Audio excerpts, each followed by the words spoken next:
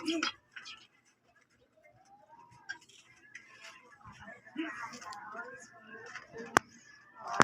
Almighty, be all us, thy loving children, offering thee today our work and studies. Help us, dear Lord, to be obedient to our teachers, kind to our companions, diligent to our studies, so that we may merit the blessings to ourselves, to our school, and a loving country, the Philippines. Amen.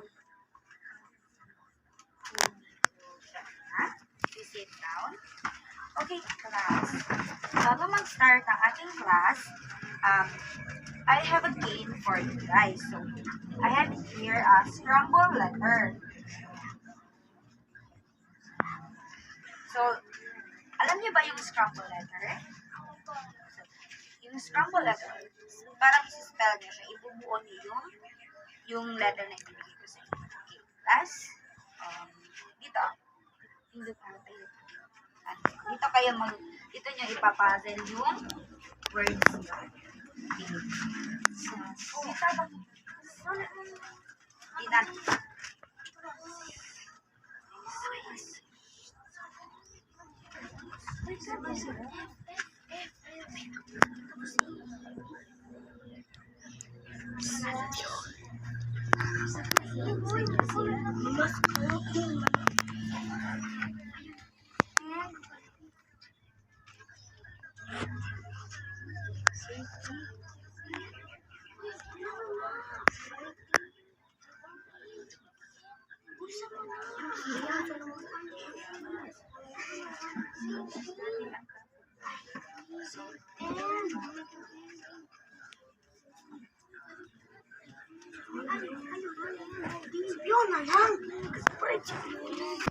Done, teacher!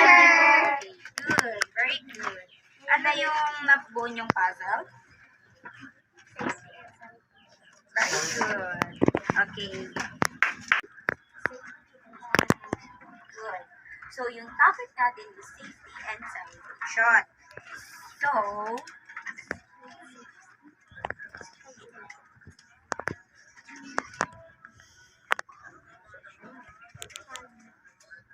okay, class. Okay. I will read that.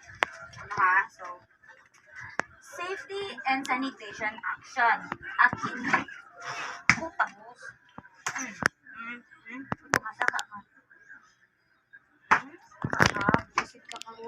Okay, safety and sanitation action. A kitchen that cares about food sanitation is the one cares of its customer. Putting safety practice action. So, safety sanitation is kailangan natin i-practice ang sanitation natin. Hindi natin masasabi na yung mga food natin, kailangan natin kasi safety bago natin siya i-present sa customer natin. Okay, class? Next is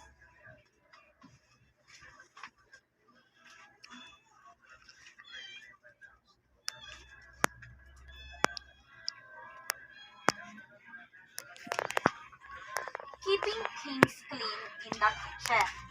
Kitchen sanitation is all about movement. So, means, yung pag nasa kitchen tayo, kailangan natin i-sanitation yung kitchen natin before tayo mag-prepare ng food or magluto ng food. When staff members keep the same pair of gloves on all day or use the same wet toilet to wipes every surface. So yung example kayo mag-prepare kayo or kaya yung mga staff member. So, kailangan natin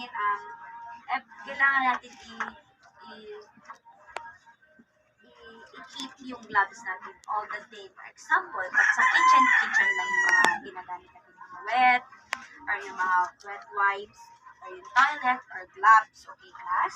Do you understand?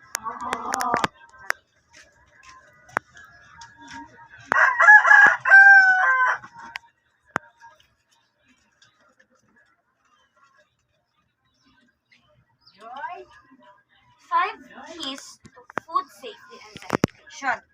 Number 1 is keep clean. Number 2, safety raw food. Number 3, cook truly. Number 4, keep food and safety temperature. And number 5 is use clean water and raw material. So, yung mga 5 key ng food safety and sanitation is, number 1 is dapat clean yung mga paligid natin. Okay, class? Number 2 is separate natin yung raw food sa pagkadanin. So, number 2, separate raw food. Means, isa-separate yung mga raw food sa mga natin para hindi masisira yung mga food natin. Okay, class? Okay, keep food at safety temperature. So, dapat pag yung mga meat natin, yung mga raw food, so mga vegetable, dapat separate sila. At yung mga temperature is dapat, kung ano yung temperature ng raw food, iba din yung temperature ng vegetable. Okay, class? Number 5 is use clean water and raw food material. So, ito, class, is dapat yung igagamit natin na water is clean para panglinis sa mga raw materials natin. Para yung, hindi kasi yung mga raw means yung mga meat natin. So, dapat hindi din siya magkaiba yung materials ng raw food sa vegetable food. Did you understand, class? Yes. Okay, done na, class. Number 3. Why? Number 3. Okay na, class? Number 3. Why prepare hand washing important of maintaining safety and sanitation? A. To save water. B. Keep hand warm. C. To prevent the spread of illness cause germs.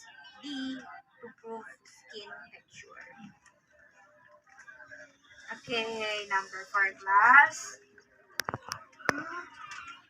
Which of the following is common hazard related to safety sanitation?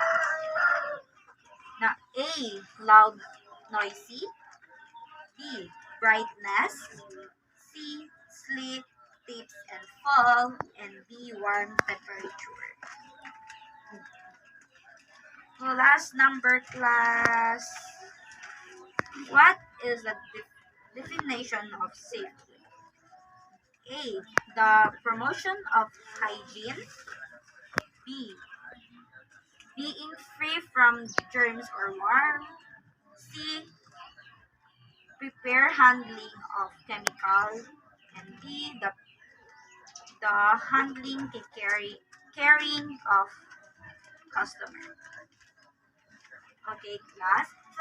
Pass your paper forward.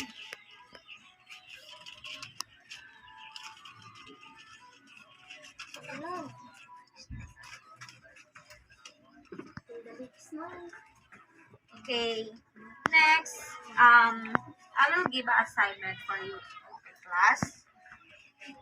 Prepare a picture for safety and sanitation. Okay, class. Okay, goodbye. Goodbye, class. Goodbye, teacher. Okay, thank you.